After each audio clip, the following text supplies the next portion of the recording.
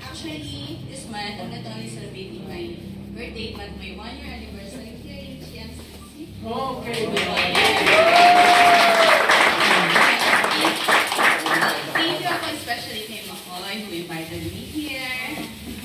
Siya yung way kaya tayo nagkakilala here. Thank you sa mga friendship ko lang ko. Sa mga drawing pa rin natin na iniipon. At ayun. Maraming salamat sa inyo. Especially kay Pastor. Thank you kay Pastor dahil he is our one call away. He is our father figure here in Korea. Our advisor.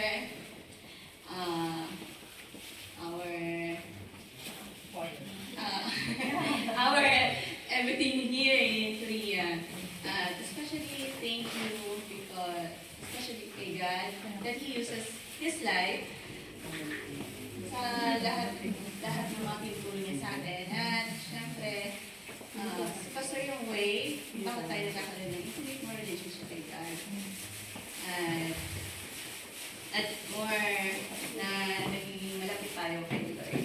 Ayun lang. Thank you.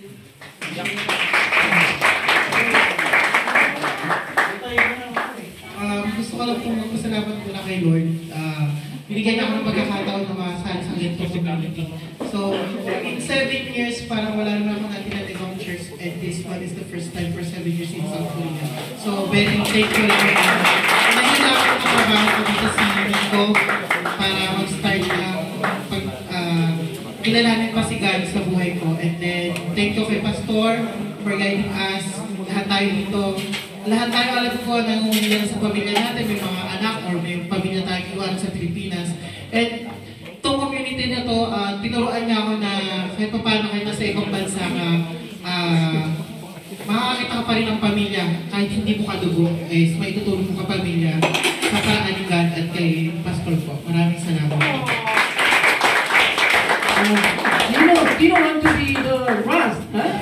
Final last. Finally,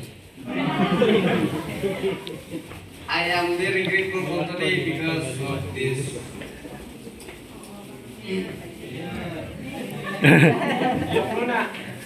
It's a blessing for this time. Hindi ko na lang magsabi ng marami dahil hindi magpasalamat na lang sa Panginoon at sa ay pangalawang pasalamatan natin ay yung natin nandito na sa tapos brother and sister wishing you all the best and happy birthday to everybody. Thank you.